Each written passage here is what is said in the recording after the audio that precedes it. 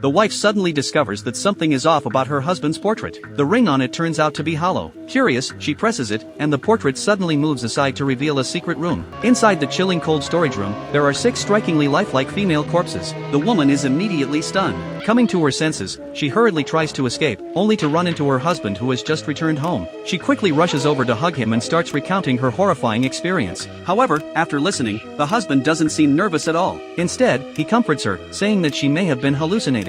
Seeing that her husband really seems to be unaware, Amy gradually lets her guard down. But when her husband takes her to the secret room and shows her the newly developed photos, Amy realizes that the truth has been exposed. Immediately, her neck is suddenly grabbed from behind. At this moment, Amy's mind is filled with confusion. She doesn't understand why her husband, who holds a high position in power, would hide so many female corpses at home. Unexpectedly, the man suddenly becomes interested and decides to reveal all his innermost secrets. It turns out that all his former wives are in the cold storage, and their stories are full of twists and turns. His first wife was a popular singer, not only gorgeous but also a talented dancer. This made the man think he had found true love. However, as the days went by, he gradually discovered serious problems. Not only did his wife sing loudly all the time, but her personality was also childlike. She would often suddenly jump out and scare him. This made the man feel exhausted, realizing that continuing like this would torment him to death. A strange resentment inexplicably welled up in his heart. He immediately put the woman on the guillotine. Soon, the man who couldn't stand loneliness set his sights on a model with a perfect figure.